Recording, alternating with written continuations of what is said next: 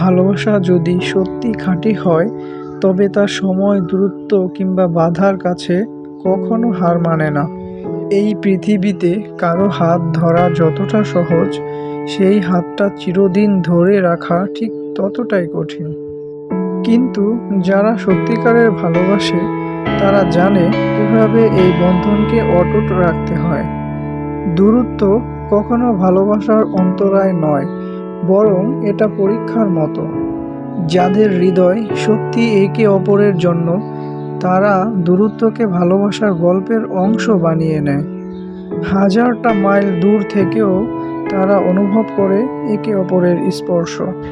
প্রতিটি text call বা video কলে সেই উচ্চতা পাওয়া যায়, যা কাছে থেকেও অনেকে হারিয়ে ফেলে।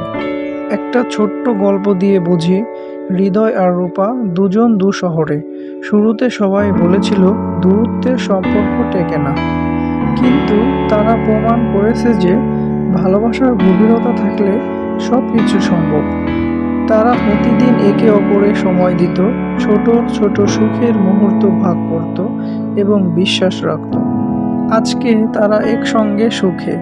তারা প্রমাণ করেছে সম্পর্ক শুধু কাছাকাছি থাকার বিষয় নয়, বরং এটা হলো হৃদয়ের বন্ধন, একে অপরের প্রতি বিশ্বাস এবং কঠিন সময়ে শক্ত হাতে ধরে রাখার ক্ষমতা। তাই ভালোবেসে হাত ধরুন, কিন্তু এমনভাবে ধরুন যেন সেই বন্ধন সময়ের সাথে আরও দৃঢ় হয়।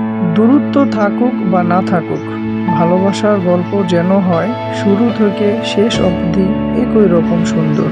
সত্যিকারের ভালোবাসায় সব কিছু সম্ভব, দূরত্বে নয়, বরং হৃদয়ে একসঙ্গে থাকুন।